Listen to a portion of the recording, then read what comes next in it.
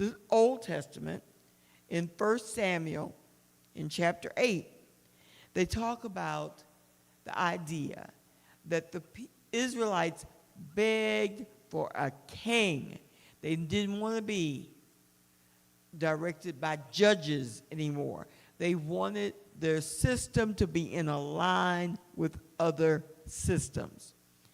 One of the things that I think it's very, very important that we in this time be aware of is that we have to be careful what system we're comparing ourselves to. We cannot want an authoritarian system, a system where one person makes the decision about what's best for all people, especially if that person isn't focused on making sure that everyone does well. This is not a system of winners and losers. It is ideally a system where everybody wins. And that is very, very hard for a lot of people to imagine. But know that there is more than enough.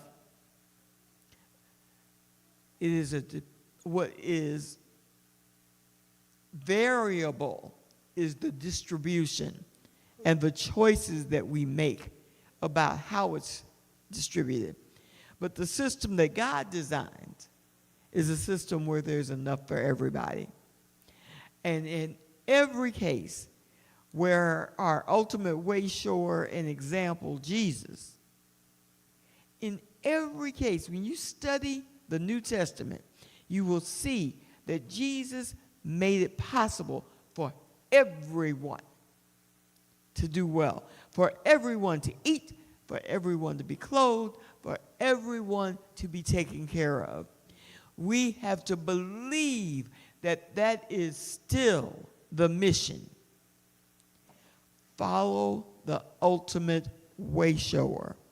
Know that Jesus is the example that we must follow. And any example that falls short is not the ultimate example that you have to hold on to. Hold on to keep your eye focused on examples of Jesus. And so it is.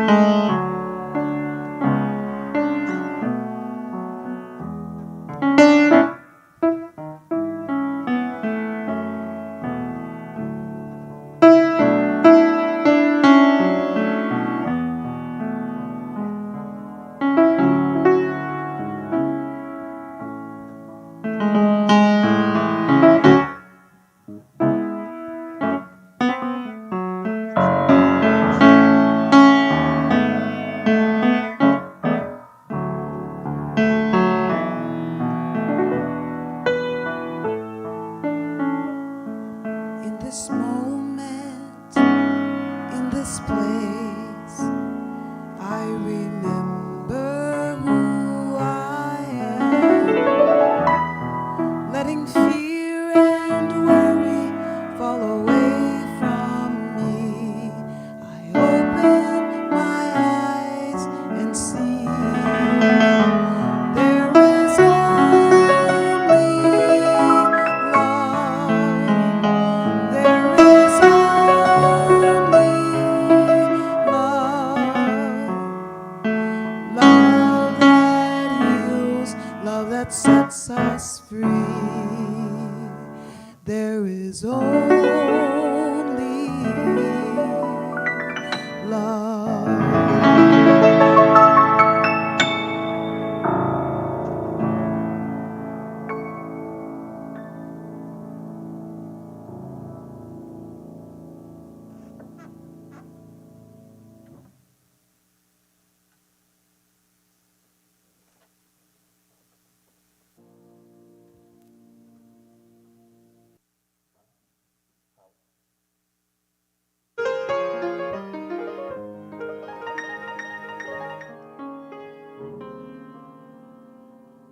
will sing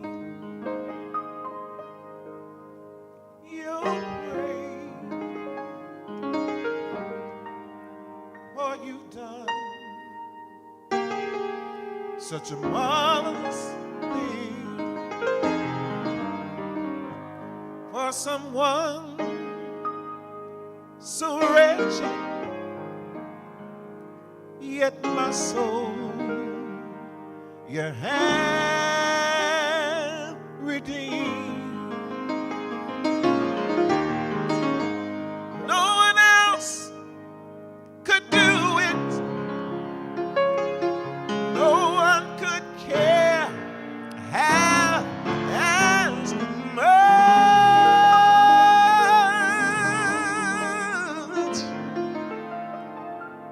Yet you thought my soul was worth it.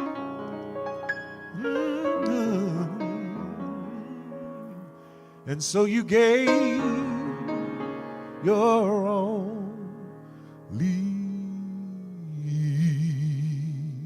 son.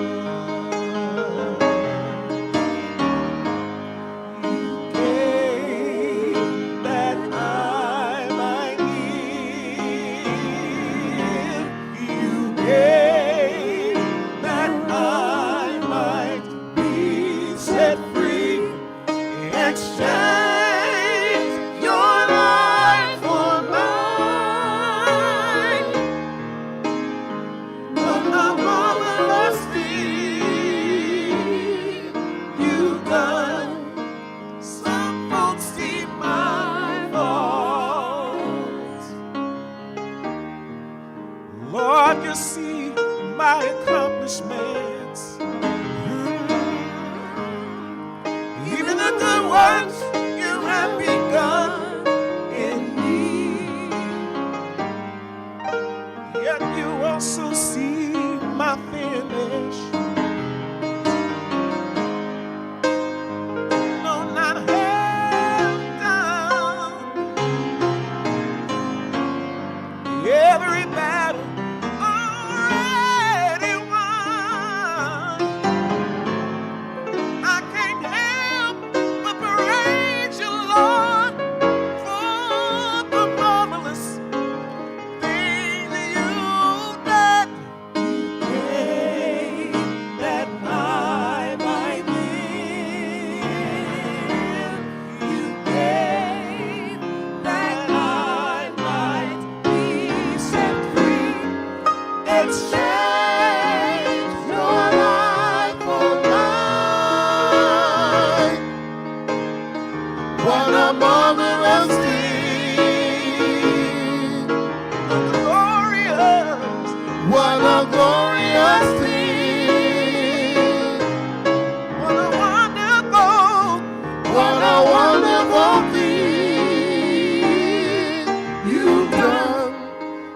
marvelous, so marvelous, marvelous,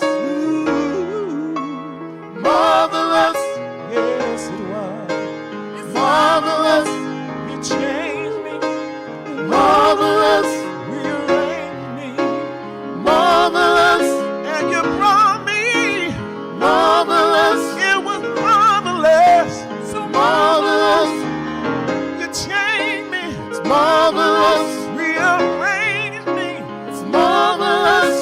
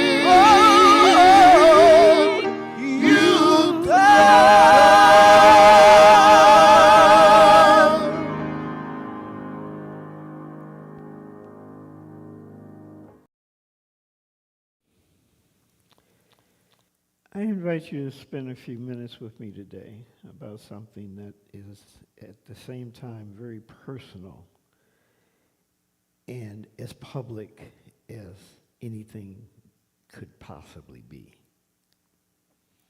Much of what I've said you've heard me say before, because I've been on a journey, a very multi-decade journey that did coalesce, that I've lived with, that I've learned to become confident in, that I've grown to accept the charge that God has presented. And today is the public announcement, launching, if you will, of the last phase of that journey, which is the actual implementation of a strategy to actually be the healing of the catalyst for the healing of the African American community. So I'm going to run through that in some detail, and then we're going to end with a meditation, which is actually in podcast format, which kind of pulls it all together. And what I hope you leave with is crystal clarity about what this strategy is, how it will be unfolded, and why it will work. Okay. So good morning. This is the point where a long journey, nearly 40 years of asking, searching, studying, observing, and wrestling with hard questions comes to a head. The question that has driven me is simple to say, but not simple to solve. What is it that keeps so many of our people from fully reaching our potential? And how can we heal in a way that lasts? Over the years, I've heard many answers. Some people point only to the outside, policy, systems, barriers, the long shadow of racism, what they perceive we cannot accomplish even today. Others point only to the inside, our choices, our habits, our relationships, our culture, and often not in praise. My experience is that you can't tell the truth if you only tell half the truth. And I learned something else. If we don't tell the truth with intellectual honesty about the past and about its impact on the present, then healing has proven itself to be impossible. Because truth denied is a wound that festers. That brings me to why I'm here today, to introduce what we are calling the Listen to the Ancestors movement. At the heart of this movement is a message, 34 minutes, about 5,280 words, titled, Listen to the Ancestors, They Deserve to Be Heard. In it, the distinct voices of a series of African American ancestors speak across time, moving from pre-colonial Africa to the present day, telling the truth about race in America, explaining what we are carrying, and laying out a blueprint for healing and empowerment. And as part of this same unfolding, there's a second piece, the transformational agenda, which expands and clarifies the meaning of the ancestors' message. For me, these two pieces unify the last 40 years of work. They validated what I've been trying to understand, why so many of us still aren't flourishing, and what will it take to change that. Here's the core insight in plain language. The trauma of American slavery and then Jim Crow, too horrible to remember and too painful to acknowledge, did not simply disappear. Much of it was never deconstructed. No widespread healing was implemented, so the pain, the coping strategies, and the distortions got passed down. We have language for that now. The movement names the patterns we see today, self-defeating patterns, self-destructive patterns, as unconscious negative mental legacies of slavery. And it names the transmission vehicle, the way this pain keeps moving from one generation to the next, as unconscious, cultural, intergenerational trauma. And one sentence captures why this matters. You can't heal what you don't know that you don't know exists. But here is also the hope. Here is the power. When what has been unconscious becomes conscious, the light of truth can begin to vaporize the trauma. Not by pretending it didn't happen, not by getting stuck on it either, but by calmly processing it with intellectual honesty, because the entire truth sets everyone free. Now, the ancestors didn't just diagnose, they challenged us. They tell us, stop letting the past be all-consuming. Start using your energy to build a glorious future. Empower yourselves. Act like you love yourselves. And they end with a clear instruction, almost a commission. Create a healing community of love, and you will thrive beyond your wildest dreams. So if you're asking, okay, what does that actually look like in real life? It's exactly what the Listen to the Ancestors movement's operational plan is designed to answer.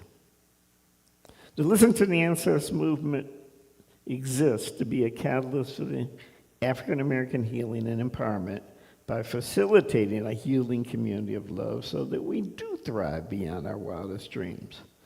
Operationally, we are building this movement around three preeminent outcomes. Outcome one, amplify the ancestors' message. We want millions of people to read, view, and listen to the ancestors, to engage through the movement's platforms, not for entertainment, for awareness. Because awareness is the catalyst. The moment someone realizes, wait, this isn't just personal failure or random dysfunction. This is trauma, passed down, still operating unconsciously. That moment can become an epiphany that changes a life. And then we will keep people connected through tools like a daily set of curated resources we call the TTA Daily Link 3, and a newsletter called the TTA Monthly Monitor. The point is to build sustained momentum, not a one-time emotional moment. Outcome two, listen to the ancestors' rites of passage. This is where awareness becomes formation, where people develop an intellectually honest understanding of race in America, the historical and contemporary culture of African Americans, and the knowledge and vision necessary for African Americans to heal and empower ourselves, both individually and collectively. So let me slow down here, because rites of passage is in our slogan for us. It's a practical body of knowledge. It's a shared foundation. It's the way we make sure that we're not just inspired for a moment, but equipped for a lifetime. Rites of Passage is a series of 4-hour workshops, 6 4-hour workshops, 24 hours total, that together summarize where we've been, where we are, what constrains us, and most importantly, what tools we need to move forward together.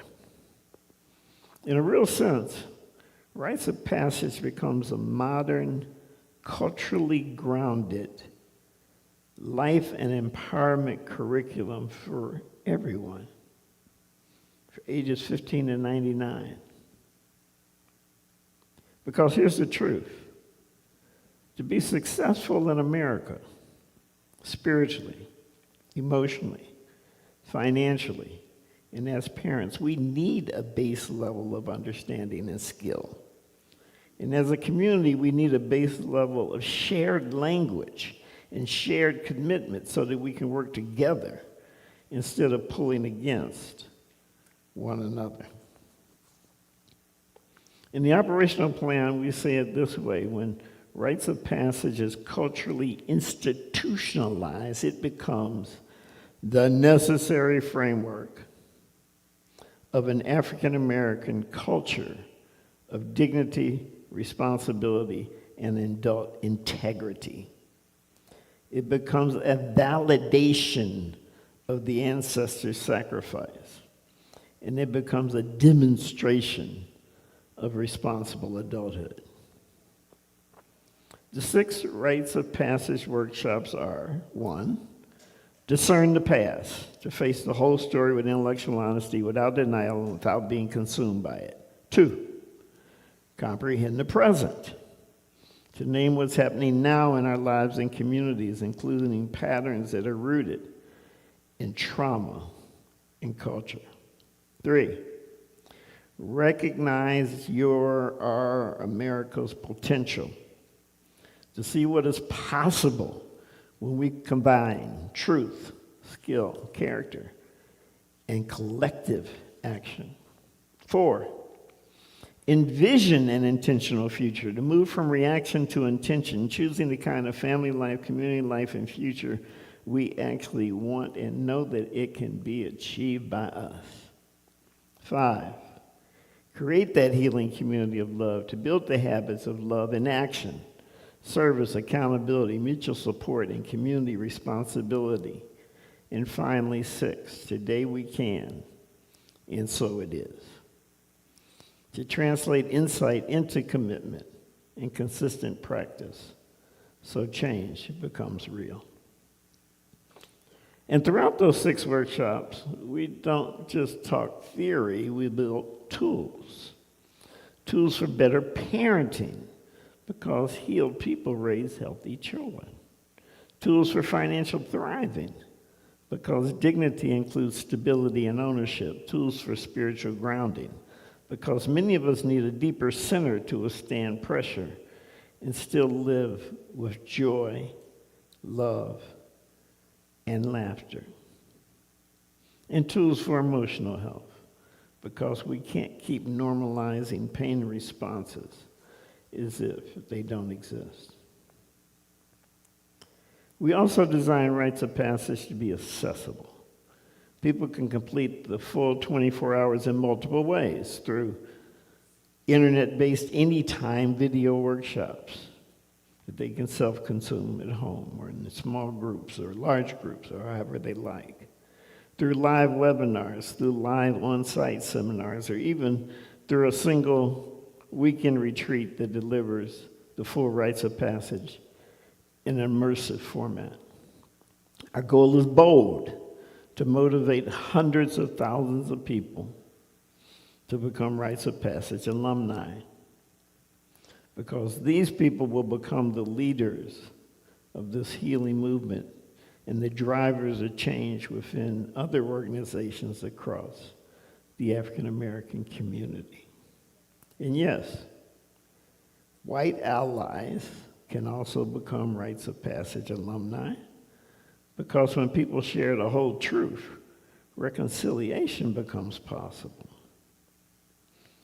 And the descendants of the enslaver also is deeply harmed and in need of healing. And the entire truth sets everyone free together. So outcome 2 is about building a community for your rites of passage that's educated, grounded, and aligned. And then outcome 3, preeminent outcome 3, is how we actually manifest the healing community of love after we share the vision. We call that institutionalizing time tithing, which is the practice of consistently volunteering a portion of your time based on your own passion arena as a demonstration of love in action. It takes I care and turns it into measurable service. It turns concern into concerted action. Because concern without action becomes coulda, woulda, shoulda, wish I had, oughta. And the ancestors reminded us that evil always acts while love often waits. Yet love can never fail when it acts. In this movement, love will act. We have simple recognition standards for time tithing, a bronze level, silver level, a gold level, based on how many hours of ongoing voluntary service one commits to each week. Those levels aren't there to shame anyone, but to normalize service as a cultural expectation and to help us build a real healing community of love. And we're not doing this alone. In fact, the Listen to the Ancestors movement is merely the catalyst for our healing. Merely the catalyst for our healing. The plan is to encourage everyone, particularly existing institutions, churches and denominations, fraternities and sororities, schools, nonprofits, civic organizations, families, any organization of substance that cares about our healing to come together collectively, buy into these three simple, preeminent objectives, and implement it themselves. And I want to say this clearly. This work is centered on African American healing and empowerment because only African Americans can heal the African American community. And healing is exactly what we need. We stand at a unique moment in history, far different from that of our ancestors, who were forced to endure so that we could exist, unable to even speak truth except whispered secretly one to another. And now we're in an era where, frankly, don't nobody else care. But guess what? We can do for ourselves now. Only we can heal us. And healing is exactly what we need. We'll accept allies who can participate respectfully and with humility. Everybody's invited to this movement because it's what we're lacking so much today in our greater society, truth.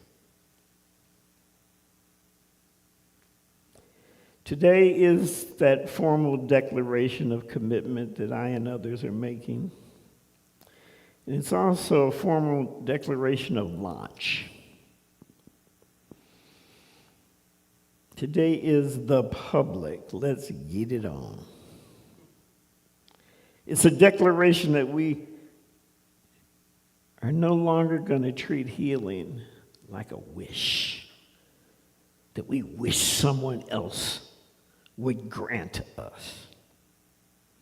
We're going to treat it like work, meaning consistent learning, consistent practice, and consistent love in action. And it's a declaration that we're launching this movement with seriousness.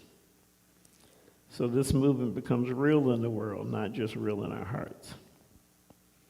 And when I say launch the Listen to the Ancestors movement, I mean we are committed to manifest the vision into reality, to build something structured, replicable, scalable, that can truly become a catalyst for African American healing and empowerment. We shall raise money and staff and aggressively implement this movement with the urgency that it deserves. This movement, this commitment really only has a few simple elements. We commit to the truth, the whole truth about where we've been and what we're carrying with us, and to do that without blame, shame, or fault. We commit to a shared foundation through rites of passage, a base set of knowledge that everybody needs to thrive. We commit to service, time tithing, love made visible. And we commit to community partnership, working through organizations of substance, so this doesn't stay small or scattered. You're witnessing the formation, the declaration of that launch, if you will. And you're also being invited into the formal declaration of commitment. And if you choose to, you can become a part of the first wave of people who say, I will do my part. I will engage. I will be transformed. I will serve. I will help build the healing community of love. The ancestors closed their message with a very plain, direct statement. They told us to stop allowing the past to be all-consuming and build a glorious future. They told us to empower ourselves. They told us to live lives of joy, love, and positive accomplishment, of high character, the highest virtue, and exceptional values. And they gave us, as a final statement, the full strategy in but one line. Create a healing community of love, and you will thrive beyond your wildest dreams. So today, I'm saying publicly what our board has already said. Challenge accepted. If you're willing, I'm asking you to accept it with us so that one day future generations will look back and call us blessed. Blessed that we left a legacy of empowerment. What a legacy this will be. We, agents of God, united, doing God's work so that we leave a legacy of African American healing. Please close your eyes for a meditation of but a few minutes. Know that I thank you for listening. I thank you for nurturing me. I thank you for helping me stay on path and keep the dream alive. And I thank you in advance for whatever you may choose to do going forward with the movement. The meditation is that podcast that I promised, which summarizes it all. Don't let it sound redundant. Instead, let it burn into your brain the simplicity of what's about to happen.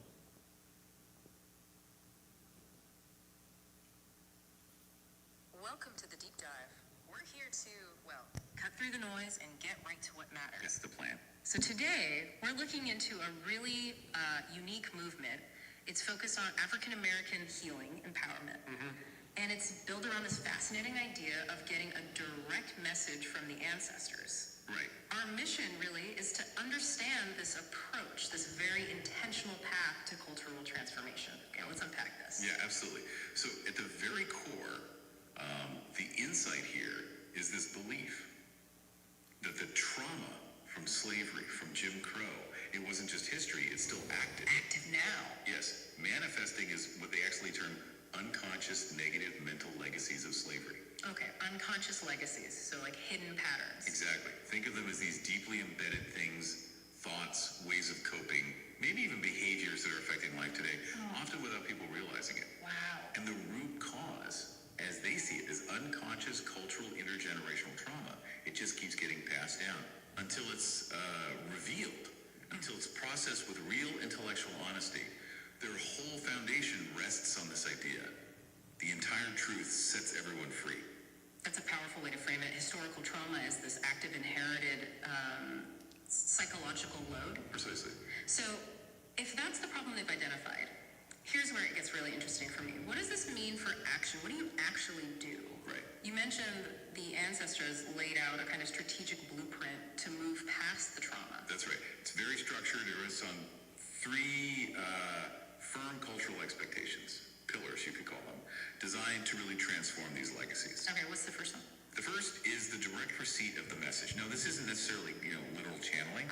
It's more an enlightening and empowering curated audio experience. It's about 34 minutes long, 5,280 words precisely, and it distills generations of wisdom, historical understanding. 34 minutes, and the goal? The goal is ambitious. Deliver this message to 7 million people. 7 million? Wow. Yeah, and they plan to use modern tools, transformational tech like AI, distance learning, to get that kind of reach and impact. That's incredible reach. A kind of mass listening almost. So after receiving this message, what comes next? It doesn't stop there, right? No, absolutely not. Once that foundation is laid, the second pillar is becoming a LTTA Rites of Passage alumni. Rites of passage, like training. It's more than just training, it's a commitment. Yeah. 24 hours of programming focused on really essential life skills, historical enlightenment, and deep cultural healing. And they're aiming for 700,000 people age 15 all the way up to 99. 15 to 99, that's quite a range. It is, and what's fascinating, I think, is that generational scope and the intention behind it. It's about establishing a framework of a culture of dignity, responsibility, and adult integrity. Okay, rebuilding principles. Exactly, for individual strength, but also communal strength. So practical application, building new norms, which logically leads to the third expectation. How do people keep this going? Sustain the framework. Well, that brings us to the third pillar, being a LTTA time tither. Time tither. Yeah, it means ongoing voluntary service, but specifically within your own passion arena. Your passion arena. Whatever you care about, where your skills lie, mentoring kids, community organizing, offering professional skills locally. Yeah, It's about turning that concern into real action. I see. So it's structured volunteering. Right. There's even a gold standard, 7.2 hours a week. But they have silver and bronze options too, 5 hours, 2.5 hours, so it's flexible. Makes sense. And the framing is important. It's seen as a cultural demonstration of love and action, taking commitment and making it tangible. Healing and empowering the whole community. Okay, so these three things, the message, the rites of passage, the time tithing, they all feed into this larger vision, right? Creating a healing community of love. That's the goal. And it really highlights that this is about self-healing, self-empowerment. Yes. Driven by the African-American community for the community. Absolutely.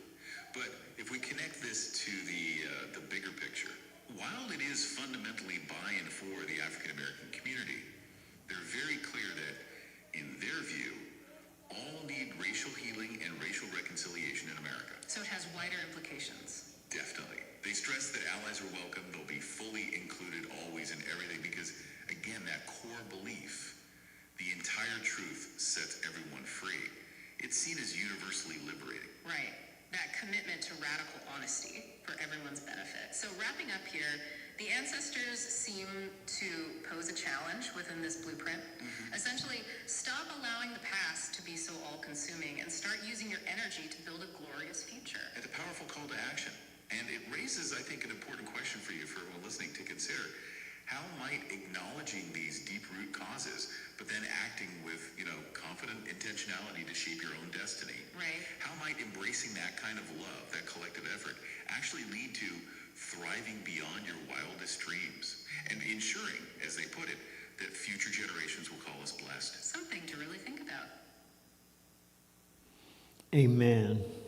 And so it is. And I want to sincerely thank so many of you who have been a part of this journey for literally decades. Thank you for nurturing me and sustaining me. And let's bring this puppy home. Amen.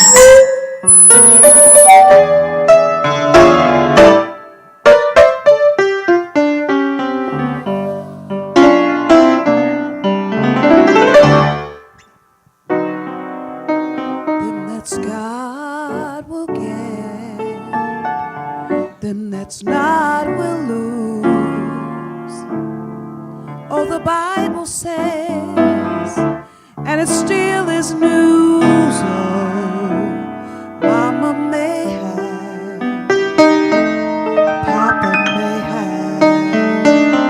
God bless the child that's got his own, that's got his own.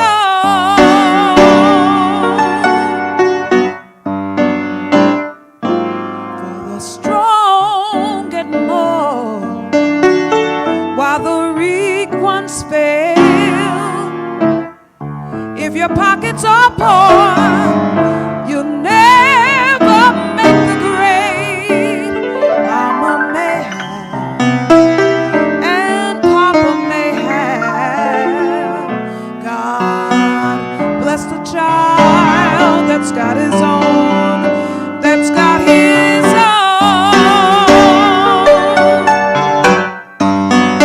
Oh, money. You've got lots of friends crowding around your door. But when the money's gone and the spending ends, they don't come around. Rich relations will give crust of bread and such. You should help yourself, but don't take too much. Mama may have, and Papa may have. God bless the child that's got his own. Oh, God bless the child.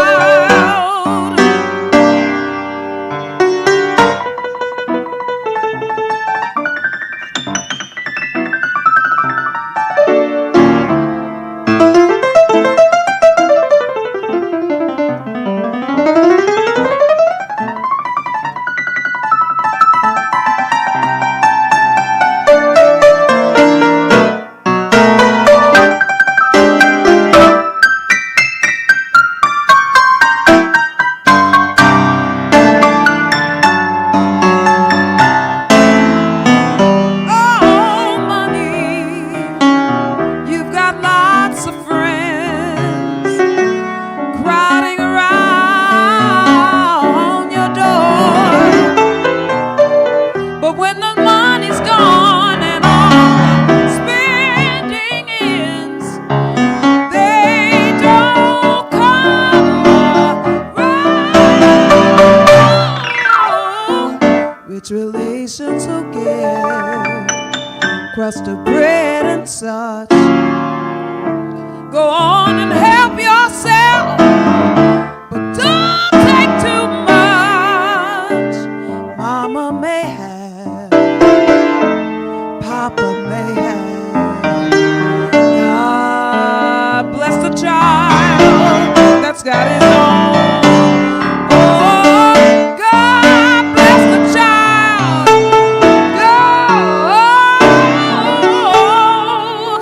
God bless the child that's got his own.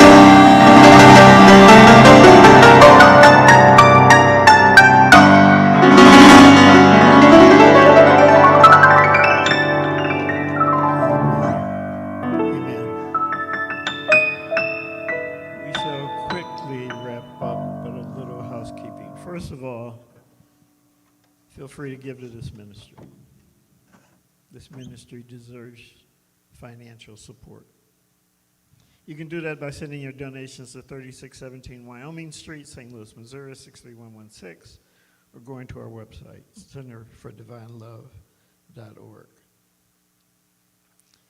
Divine News for today is solely focused on the No Kings marches of yesterday.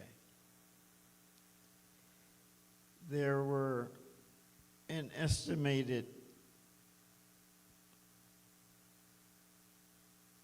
3,600 events across all of the 50 states and internationally.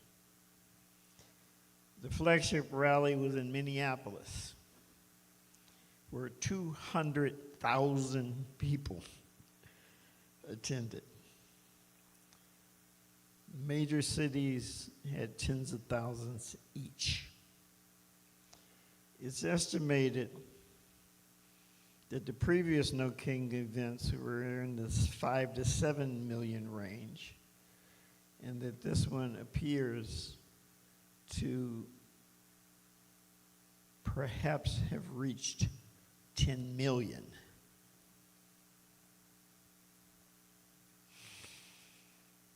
It's believed that there will be another one before the midterm elections, in which many are praying for 20 million Americans willing to stand up and demand their democracy. As flawed as it might have been, I think we know now just how ugly it can get. But that can change in a day. And we can look back on this time as a wonderful motivation to protect what we consider near and dear and necessary in our lives. Can we have our doxology, please?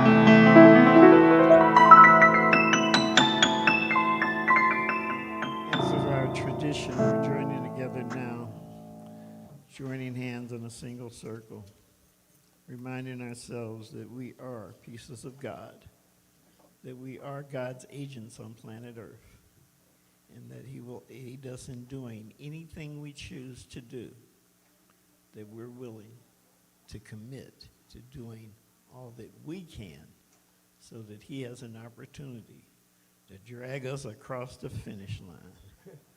Stay with us, enjoy us on our website anytime you like, and know that we can do anything by acting as agents of God.